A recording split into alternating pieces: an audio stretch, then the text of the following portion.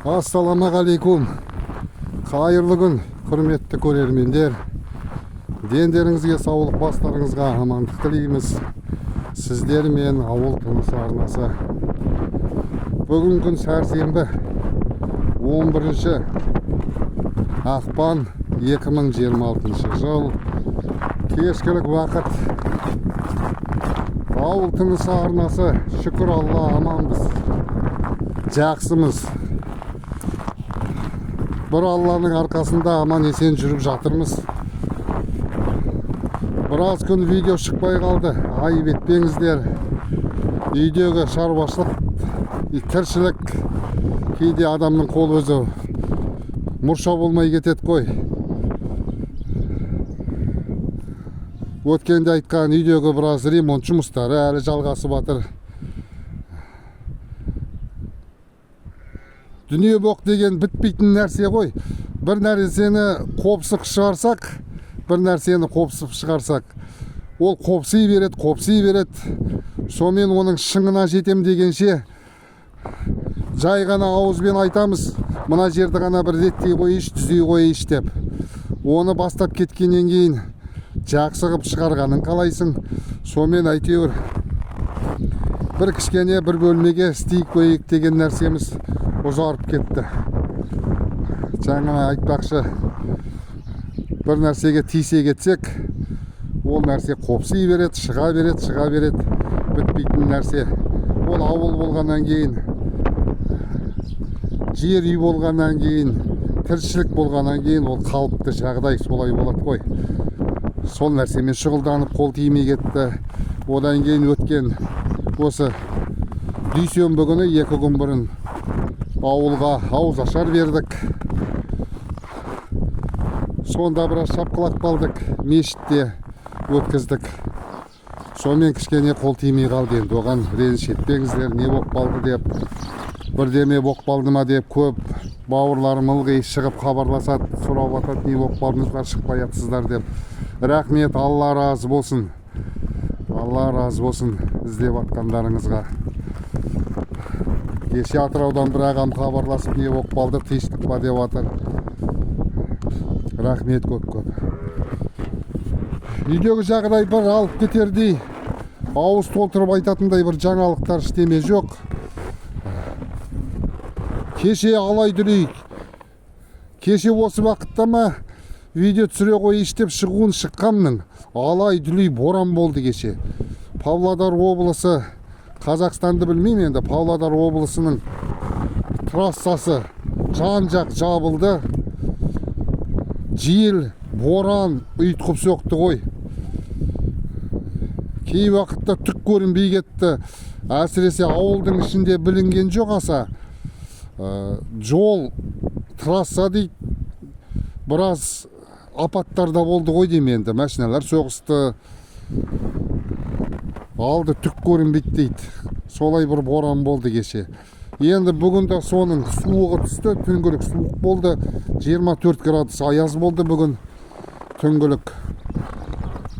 Бүгін түнде де суық болатын сияқты, бірақ бүгін боран бәсеңсіп, жел боп тұр енді.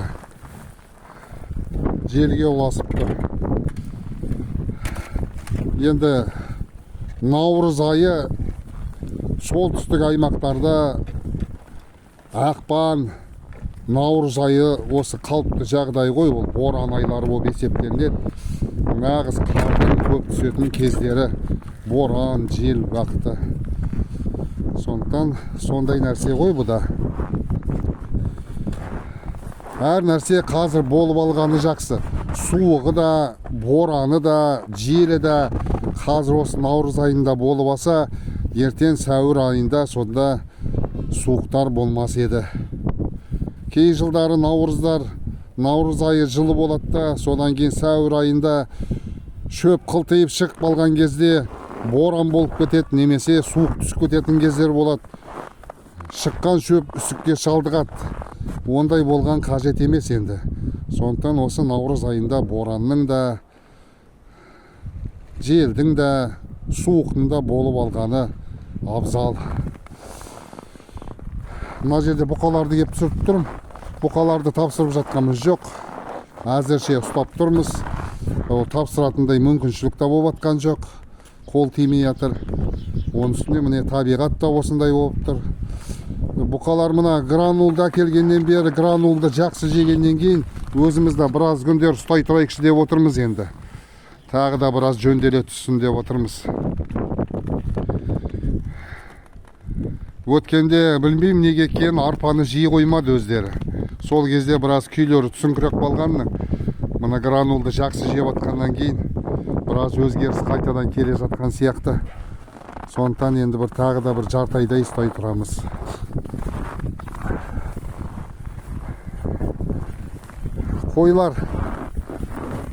Қойлардың есігін ашып қойғанбыз. Байқап тұрған шығарсыздар, қойлардың көбі, әсіресе қозылар жағы түгел қораның ішіне кіріп кеткен. Жел, боран болған адамға болсын, малға болсын негізі қолайсыз ғой суықтан гөрі. Өтіп кетеді жел. Әсіресе аязды күнгі желдер малға біраз қолайсыз жағдай болады малға. Өткенде айтқанымдай сұңқарды мына жаққа бөліп тастадық. Сұңқарды биелерден алып тастадық. Сұңқар осы жақта жүр енді. Қазір жалғыз өзі. Биелер құлындаған жоқ әлі. Қазір көрсетіп өтем енді. Мынадай желде, боранда, суықта қажетті емес еді күн жылығаннан кейін. Мына жақ кішкене қараңғы болып қалды. Таңертең ана жақтың жарығы жанып кетіп, бұған мүмкіншілік болмай қалды ауыстыруға. Марқат кеше таңертеңгі облыс орталығына кеткен. Ол кеткеннен кейін боран басталды. Жол жабылып қалды. Сонымен үйге келе алмай қалды. Бүгін келді ғой. Мына жақ сиырлар байқап тұрған шығарсыздар, малдардың өзі міне желден ықтап тұр. Қораның іргесінде тұр. Қамауға әлі ерте. Кеше түнгілік қамадық. Бүгін де қамаймыз. Себебі жел. Бұндай желден гөрі, бораннан гөрі 30-35 градус суықтар болған малға түк етпейді. Тынық аяз малға түк істей алмайды. Мал тек шөбін оттайды да шөптің үстіне жата береді ғой. Мынадай кезде жатса да, тұрса да жел соғып тұрады. Сондықтан малға рабайсыз ол. Ыңғайсыз болғандықтан осылай мал ықтап тұр енді.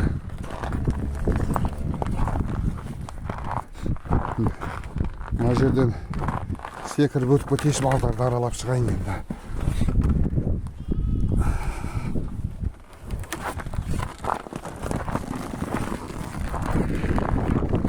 Малдар осындай жағдайда. Қазір 1-2 сағаттан кейін қораға кіргізеді. Әлі ерте. Бұзауларды емізетін уақытта кіргізіп, сосын қораның ішінде бірден қалдырамыз ғой. Таңертең салған рулон шөптердің түгелін бәрін оптақ қойды. Не қырқындылап жүр кейбіреулері. Қазір қораның ішіне де бір рулон тарқатып жібереді.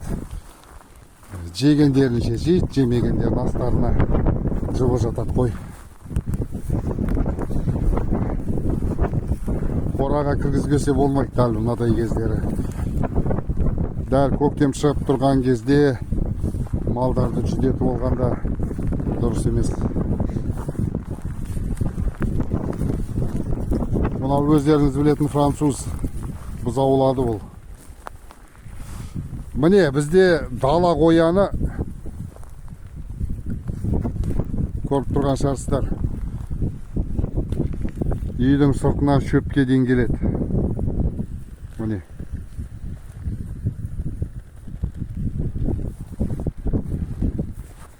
Кетіп қалды жақ.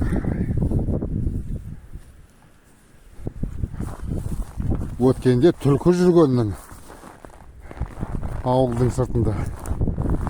Шөпке келеді қой енді, бұларды даланың аңдары. Бұларға да далада боранды күні, суық күндері азықтарын табу қиын. Сондықтан ауылдың ішіне келеді енді.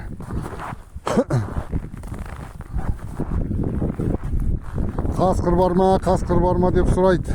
Жоқ, бізде қасқыр жоқ. Қасқырдан аманбыз. Енді орман, осы жерден 12 километр жерде орман бар. Сол орманда баруым бар ғой енді. Бірақ біздің мына жақтарда қасқыр жоқ. Малды жарып кетті деген, қойды тартып кетті, құлынды тартып кетті деген ондай жоқ енді. Бұрын болатын қасқыр, қазір жоқ. Мынау ангус бұқа. Ангус өте пысық десем де болады. Тамаша. Күйін де бере қоймайды. Біраз сиырларды шығарды ғой. Бүгін міне мына сиырды шығарып жүр. Мына сиыр күйлеп жүр екен. Бұқадан шығып жүр. Осы ангус жүр.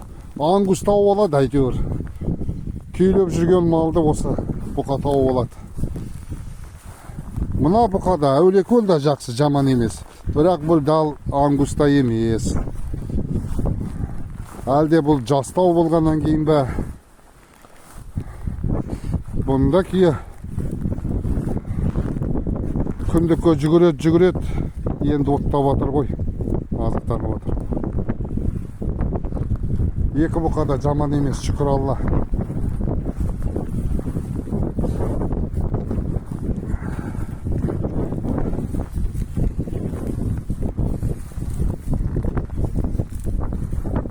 Мынау сементал. Таза сементал. Мынау зекет жүрген. Мына жаққа қосып жердік қой бәрін. Айтпақшы, қан аламыз дегеніміздің. Мына суықтар өтсін. Өткенде мерекелік күндерге түсіп қалдық. Демалыс күндер болып қалғандықтан қан алғамыз жоқ. Алдағы күндерде аламыз, 1-2 күннің ішінде. Сол кезде тағы да видео түсірерміз.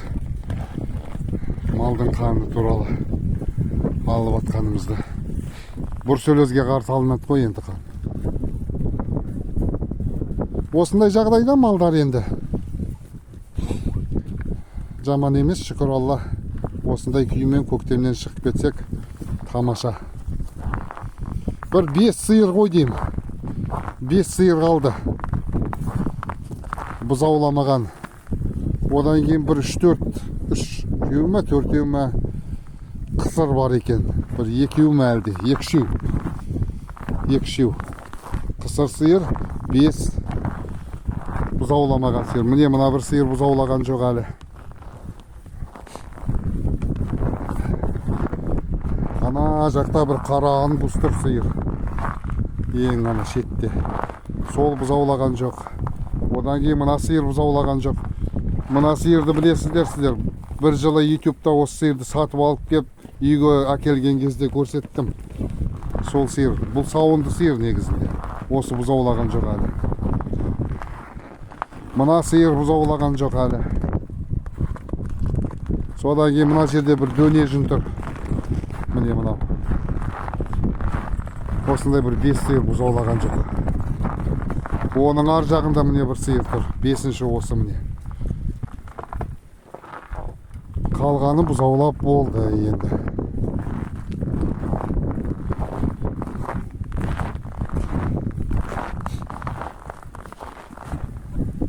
Шөп жетеді. Шүкір Алла.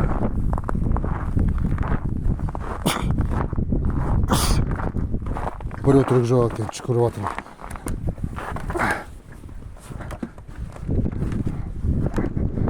Қазір мыналарды қораға кіргізгеннен кейін жылқыларды шығарып жібереміз ғой. Малдардың қалғанын қырқындылап тастайды енді бұлар.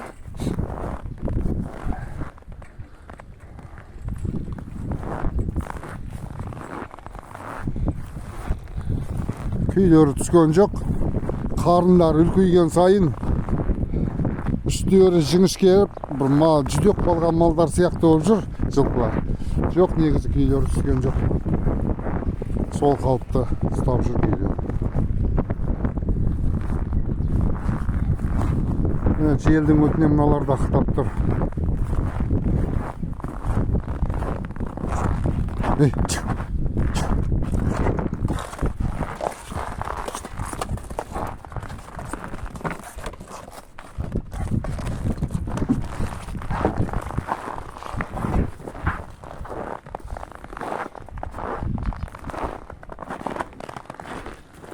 Жабағылар.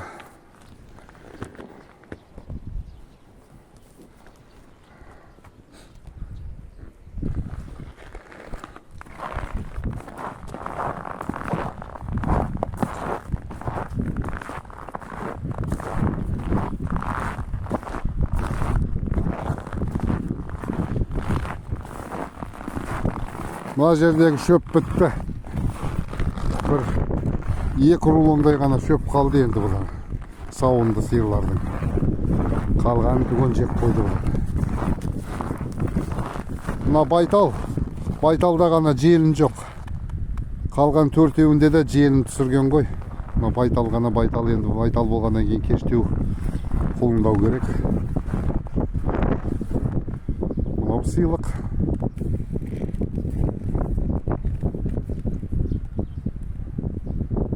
Қазір шөп салған, шөп салынбапты түстен кейін.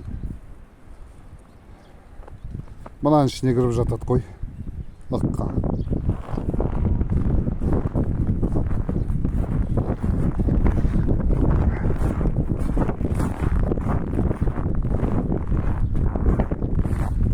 Қолын тоңып қалды. Кәдімгідей аяз. Аяз болмаса малдарына да ұйықтамайды қой. Байларда шай ішіп өткенде, содан кейін қазір тұрсам мына сиырды тұрғызып жіберейінші.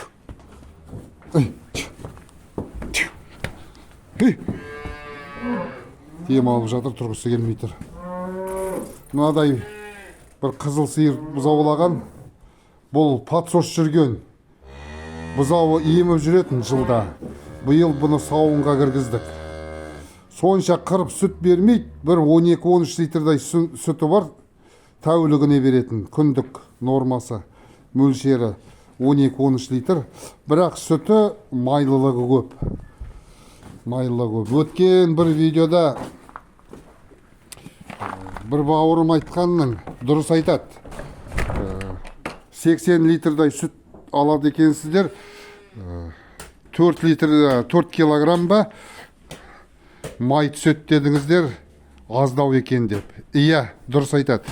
Негізі мына сементал сиырлардың майлылығы немесе біздің үйдегі сементал сиырлар, сементал мен шаты сиырлар майлылығы аз. Бәрі бірдей болмайды шығар енді. Негізі майлылықтары аз екен. Ол майдың түрінен белгілі болады, кішкене ақшылдау болады. Ал майлылығы көп сүт, май түскен кезде де майы сарғыш болады, сап-сары болады. Сондықтан осындай қарапайым жергілікті мал ғой мына қызыл сиыр.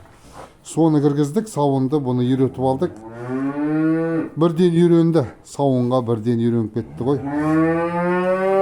Бұзауын туысымен бөлек алып тастадық. Бөлек қойдық, бұзауын еміздірмедік. Бірден дойкаға үйреттік, бірден үйреніп кетті. Жем деген нәрсе құлқын қоймайды қой, жеммен алаңдап тұрып өзі жем жейм деп. Қалай үйреніп кеткенін өзі де білмей қалған шығар. Сонымен осындай бір сиырды сауынға қостық. Сонымен қазір сауылып жүрген сиырлар 3, 6, мына қара сиырмен 7. Содан кейін бір бұзауламаған сиыр бар, былтырда қысыр қалды. Жазда туатынның. Сонымен 8 сиыр. Оның сүті аздау әлі енді. Ол жазда қосады қой. Жазда қосады ол. Көбінесе қысыр сиырлар тумай бұзауламай қалған сиырлар уақыты бұзаулайтын уақыты келген кезде деп айтады. Сол кезде сүттерін қосатын болады. Сонымен сауылып жүрген сиыр қазір 8 сиыр.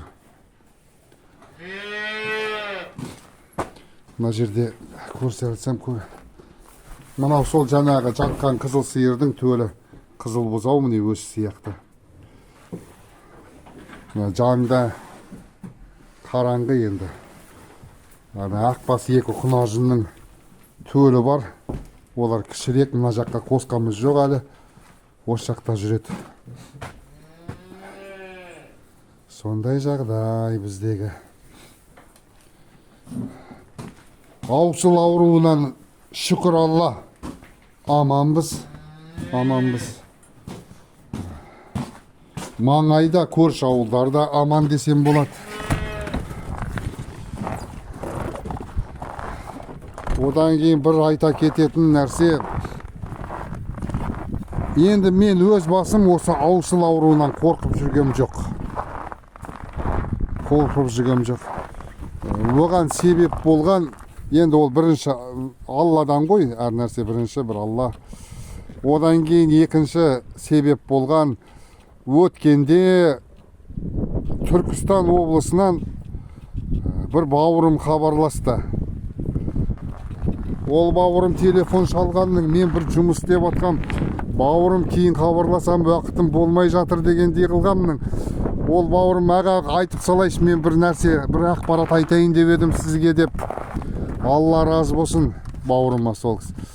Сол бауырым айту бойынша енді оларда аусыл ауруы көптен бері жүріп атқан, бұрыннан белгілі ауру екен, жүріп жатыр аусыл ауруы. Сондықтан олар соңғы кездерде аусыл ауруын қалай емдегендерін айтты. Тұз, марганцовка, ондай нәрсенің ешқайсысы қажет емес аға дейді. Өзі ана аузы ойылып атқан ауызды ол тұзбен ысқылап, марганцовкамен де ысқылап, ол қажет нәрсе емес, керек емес дейді, тұзбен дейді, әсіресе қатты нәрсемен дейді. Ол бауырымның айтуы бойынша, мына каролин бар ғой, кәдімгі қара каролин. Облыс орталықтарында, аптекаларда сатат қой сол қара каролинді. Сол қара каролинді дейді, 1 литр каролинге 1 литр су қосып, екеуін араластырып, 50-50 қылып араластырып, сосын шприцпен, 10 миллиграммдық шприцпен, сол араласқан нәрсені каролинді алып, 10 миллиграмм малдың ұртына дейді, мына езуінен бе ұртына тығып, аузына шашып жіберу керек екен каролинді.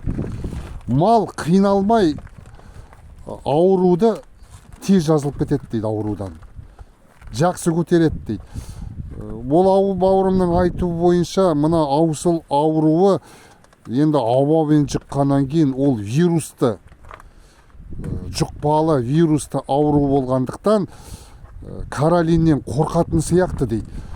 Мына ауырып жүрген малдарға солай істеген кезде дейді, мына жанында жүрген малдардың өзі дейді, кейбіреуі ауырмай өтіп кетті дейді. Жеңіл өтіп кетеді екен дейді. Мал қиналмайды екен дейді. Сондықтан ол бауырым маған айтқаны, осы каролинмен ұртына, аузына шашып жүрсеңіз, сол каролинді, су араласқан каролинді, тамаша болады, малдарыңыз түгелі 100% жеңіл өтіп кетесіздер деді. Оны естігеннен кейін екінші күні балаларды облыс орталығына жіберіп, 1 литр каролин үйге алдыртып қойып. Енді Алла сақтасын, бәрі Алладан ғой, сақтансаң сақтайым дейді. Егер мал сомен ауыратын болып жатса, ауру басталып жатса, дәл солай істейміз. Одан кейін ол бауырымның айтқаны, мына малдардың су ішетіне шейін астауларына дейді, бір тамшысын ғана тамызып жерсе каролиннің, әлгі вирус, аусылдың вирусы одан қашып тұрады дейді. Мына ағаштардың өзіне сол каролинді жағып тастаса, вирус жоламайды дегенге келтірді. Сол нәрсені қолданамыз деп жүргеннен кейін ба бір аса мен осы аусылдан уайымдап аса қорқып жүрген жоқпыз. Одан кейін кеше ғана Атырау облысынан бір ағам хабарласып, оның кісінің малдары бір жұма болыпты, бір апта болған екен, аусылмен ауырып атқанына. Тұз да салдық дейді, марганцовкамен да жудық, дәрілерді де екпей жұмыстарын жүргізіп жатырмыз дейді. Малдарым тәуір болмай тұраса, бұл бір аусыл ауруының басқа түрі сияқты. Білмейсің ба қандай ем қолданады екен деп телефон шалғанның, сол кісіге осыны айттым, Каролин туралы. Ол кісі қуанып, бүгін Каролин алу керектің, сол малдарыма қолданам деп отыр ғой енді. Сондықтан да бұл да бір есте болатын жағдай. Каролин деген нәрсе де бұрын қолданыста көп болған нәрсе ғой. Ол Каролинді мал жұтып қойса да бір өріп қалады деген, одан қорқып қажет емес. 10 миллиграмм деген ол аузында қалған төгіледі, біраз жұтып қойса да оған мал өліп қалмайды. Себебі ана кеңес одағы кезінде кукпа деген нәрсе болды ғой, барлықтарыңыз білесіздер. Сол кукпаны шомылдырған кезде Каролин қосылатынның. Ана индийский дәрі, неоцетол деген дәрі болатын. Ол неоцетолды қолданбаңыздар. Аусылға неоцетол жарамайды. Каролин ғана, қара Каролин. Сол Каролинді да солына қосқан кезде қойлар жұтық бойып, ішік бойып ататын, түк болмайтынның оған. Сондықтан ол 10 миллиграмм деген шприцтің миллиграмм ол түк болмайды, ол біраз жұтық бойғанға. Еш нәрсе етпейді, ол аузында шашылатыны бар, жерге төгілетіні бар. Осындай бір ем. Енді түсін түстеп, атын айтпай-ақ қояйын кім екенін. Ол бауырыма Алла разы болсын, Алланың нұры жаусын. Мына батареям өтіп барады екен қазір. Осындай бір ақпарат беріп хабарласқан еді. Осындай бір видео, құрметті көрермендер. Көп сөйлеп кеттім ғой деймін енді. Бірақ енді Каролин туралы да айту да керек. Малдар ауырып отқан адамдарға бұл да керек ақпарат қой. Мал жанымның садағасы деп, мал жаның аман ба деп бірінші малды айтамыз ғой енді. Сондықтан осындай көктем уақыты шығып келіп отқан кезде қыс бойы өмір бойы күтіп келатқан, баптап келатқан малдарынан айырылып қалу да жақсы емес. Бір естеріңізде болсын деп айтып отқан түрім енді. Бар болыңыздар, аман болыңыздар. Дендеріңізге саулық, бастарыңызға амандық тілейміз. Мынау үйдің қояны. Үйдің қояны бұл. Бастарыңызға саулық, дендеріңізге саулық, бастарыңызға амандық тілейміз. Бар жақсылық болсын. Есен, сау болыңыздар.